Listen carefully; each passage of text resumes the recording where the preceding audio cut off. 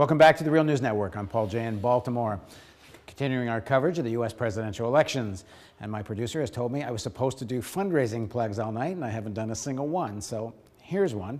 If you call 410-779-3021, you could donate to the Real News Network. Amongst other things, you will help us develop our Baltimore project, which is going to be a new studio, 5,000 square foot.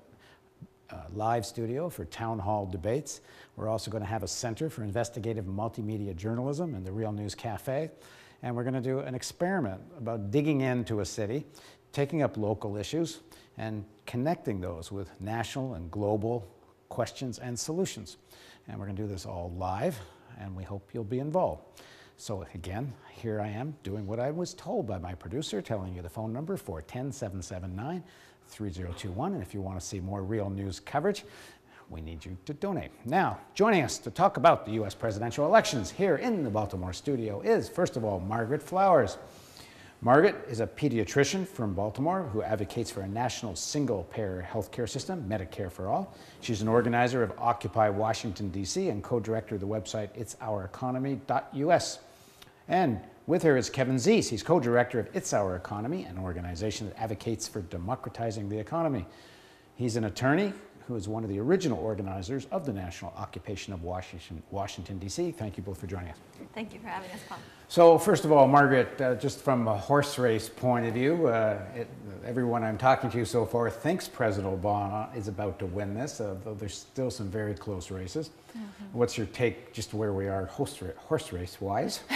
Yeah, I mean, I think it would be pretty surprising if Obama didn't win this. I mean, if he can't win against Romney, that would be pretty sad. But I mean, it was pretty sad when Gore lost against Bush. So these things happen. That's true. That's true. But yeah, I guess Gore wasn't the most dynamic candidate either. But yeah, I think we've been expecting an Obama win, and you know, the point is that regardless of whether Romney or Obama win this race, what we're going to be seeing going forward is policies that are not good for the people of the United States or people around the world. So it's what are we going to do now after this distraction of the election is over? Hopefully people will be ready to dig in and do real work again. So Kevin, I mean, are you pleased that it's Obama, not Romney? You know, it's a mix. I mean, I went back and forth. I didn't vote for either one of them. I voted for Jill Stein, but I went back and forth through the campaign, which is better for us to build the kind of movement we need. And in some ways, Romney's better because then all the labor unions and the mainstream environmentalists and the African American community and all these groups that have been sitting on their hands pretty much while Obama's been putting in place corporatist and militarist policies will start to protest and join the movement. On the other hand, if Obama gets elected, at least people will still see the Wall Street type policies and realize that the Democrats aren't the answer. So that's an opportunity for building an independent movement. What I fear with Obama being arrested is that elected is that we will still see the labor unions and all sitting on their hands, but we'll see a more militant Tea Party, so a right-wing grassroots movement, and because we often have that opposite effect, for the president coming out into the streets. And it really is who's in the streets that counts. I mean, there's a little bit of change in the makeup of the Senate, a little bit of change in the makeup of the House, but it's pretty much the same situation we faced before the election after spending $6 billion. Here we are, not much change. And it's really a question of what are we going to do to create the kind of movement we need to change things. And that's the task we face, and we have to hope that a lot of these folks that tried to help get Obama reelected, who were progressives and liberals who didn't protest and didn't shout when Obama was putting in place corporatist policies, will begin to realize he's a lame duck. And we can stand up now and say, we want some real solutions. No, even if a lot of people had protested, and a lot of people protested against the invasion of Iraq, but there was an invasion of Iraq anyway. Mm-hmm. And there have been times when the movement reaches a very high pitch and isn't able to change that much about national policy. I mean, you got even at the height of the civil rights movement, which did see some changes. Yeah. Mm-hmm. Granted, some changes. The end of Jim Crow, yeah. Civil rights They're not laws. insignificant changes if you were affected by it. Yeah, significant changes. But there was no second act. Well, there was a lot of assassinations, and unfortunately what happened was the civil rights movement moved into the Democratic Party, and that kills every movement. We have got to stay out of the two-party system. Movements need to be independent and stand for what's right and stand for what the people really want. Unfortunately, we saw the healthcare debate, for example, during Obama's first term. The people who supported passing this crummy Wall Street insurance giveaway support single payer. But they took their marching orders from the White House, sat on their hands, and helped them pass this crummy law. That's going to make health care worse. And we'll see that now that the election is over. You'll start to hear the true analysis, which this is going to make health care worse because not only not very few people are going to get insurance, but those that have insurance are going to be moving toward underinsurance. The subsidies Obama is providing only fund the 70% programs, where the insurance companies pay 70% of the health care, but people pay 30% of the health care. What that means is, when your heart's bothering you, it's too expensive to pay that copay, I'm not going to go to the hospital.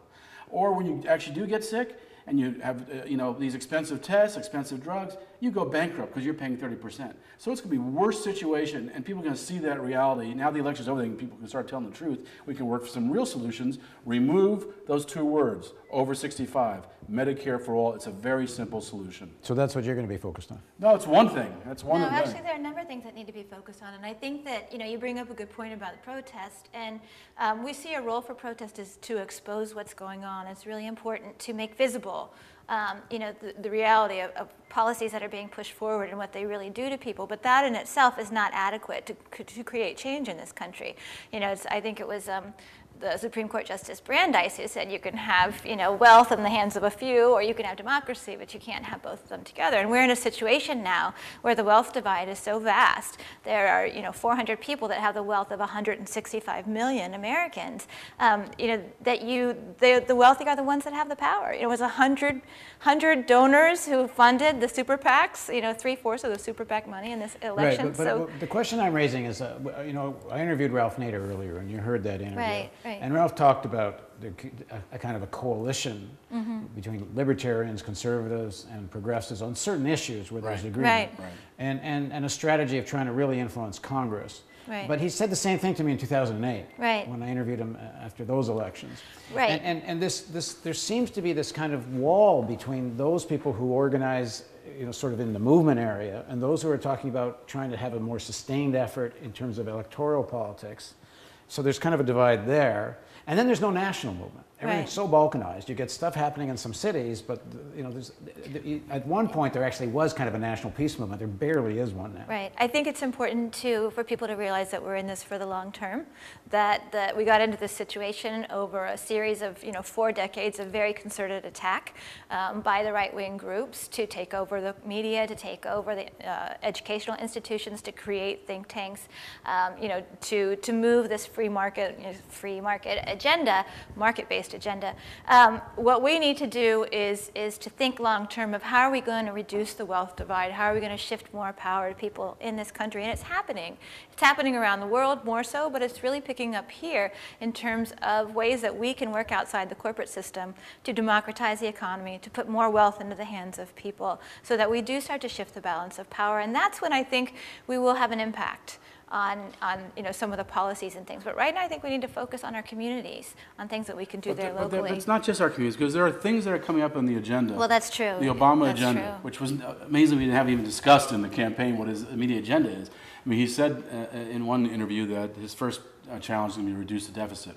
What that means is an austerity program. Right. That means the grand bargain, which is really a grand ripoff of the working Americans, and will continue to shift money to the top. And we have to get organized for that. People have to realize that's going to be quick on the agenda.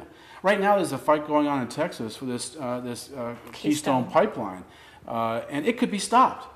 The people who are fighting that in Texas are doing a great job blockading that pipeline from being built. Obama, and that is a coalition. That's a coalition. Obama, and it's ranchers, it's farmers, it's indigenous people. It's a nice coalition. Environmentalists. Climate change activists, and that's the kind of thing we need to be. And we could. And the thing is, the goal is build power.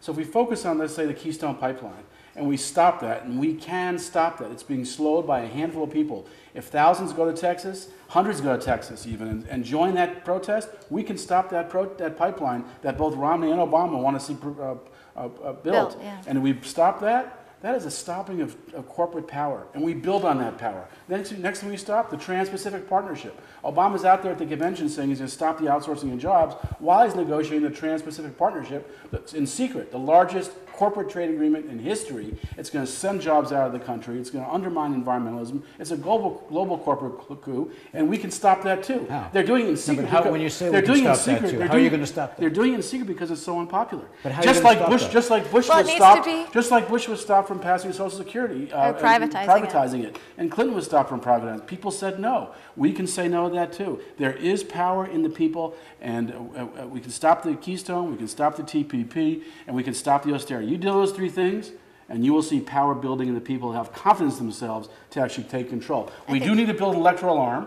And while I didn't spend a lot of time on third-party politics in this election, I'm very glad people like Jill Stein and Rocky Anderson planted seeds that can grow and can build on. And we also need to build power in, as Margaret was talking about, building our wealth. Mm-hmm. You know, building worker-owned businesses, building participatory budgeting processes, public banks, so we have more control over banks. And we need to take those steps. Everything we're doing is about building power in people and showing the corporations they can be beat, and they can be beat. And I think the TPP, the main reason that they may get away with this is because nobody knows about it. It's amazing how no one knows about it. The corporate media is unwilling to talk about it. So even when we talk to activist friends who are fairly well informed, they don't know about the Trans-Pacific People should go to flushthetpp.org. Toilet paper plus TPP. Flushthetpp.org. You can learn about it because it's the next one of the big battles coming up. Okay, we're gonna do more stories about that. Good. Great. And so many of the other issues you've raised. But the issue I'm raising is this idea of having an electoral strategy can't be just about trying to have a token candidate for president every 4 years. Oh, absolutely. And you know, the possibilities, one would think, in some congressional districts of electing some serious progressive caucus at Congress, you would think is possible. I mean, well, I actually I don't understand American politics enough, obviously, because I don't understand why, in this day and age, the Democrats can't control the House. It's because of the money. I mean, it's just anybody right now who makes it into Congress is somebody who's already agreed to sell out to the corporate agenda. I mean, that's just the way it is. But that doesn't mean that we shouldn't be organizing. And I think that's something that it sounds like the Green Party is interested in doing, is starting right now to plan for the next 4 years. Well, in fact, when you were interviewing Jill Stein earlier, you were asking her, what are you going to do between elections to keep it going? At the time you were asking that, I got an email from her campaign saying, are you, not to me personally, but to her whole list, saying, are you going to run for office? We made great progress. We got to keep it going. And so they recognize that they're building at this stage. But the reason why Democrats can't control Congress is because they don't answer to their own base. Right. Their base, 80% wanted single payer. 80% of Democrats wanted single payer. 2/3 of Americans wanted single payer. What did Obama do? He put single payer off the table. Of course that angered people. People wanted the bankers prosecuted. What did Obama do? He put the bankers in administration. People wanted to see, they don't want Monsanto controlling our food supply. Who's the food czar? Monsanto. I mean, so why do they lose? Because they're against the people. On issue after issue, 2/3 of Americans support the right choices, whether it's ending empire, cutting military, getting money out of politics, single-payer health care, moving Social Security from poverty to actually a decent retirement. On issue after issue, the people are right. Both parties are wrong, and the Democrats are turning their back on their base, and that's why they lose elections. Okay, well, they're losing. They're good rant. They're losing congressional elections, but they might be winning this presidential election. They will win this presidential election. By a whisker. Thanks, they had Romney as an opponent, the classic oligarch, you know, hides his money offshore. How un-American can you be and run for president when you're hiding your money offshore to avoid paying taxes? He should have been landslided, easily won. But because Obama, you know, I saw in the debates, we had an Occupy the Debate event. OccupyTheDebate.org was a project we did. We had an event where we watched the first debate and commented on it. And it was interesting watching Obama. He couldn't fight back with Romney because he had to defend his record. How can you go against Paul Ryan, saying make Medicare into a subsidy for elderly people to buy insurance, when his health care plan, Obama's, is a subsidy so people can buy insurance? How can he be against Ryan saying it for one group when he's doing it to everybody else? So he's stuck in this box of his own lousy policies. Okay, thanks very much for joining us. Thank you, Paul. To be continued. Thank you. And thank you for joining us. We're going to continue our coverage of the U.S. presidential elections after a short break.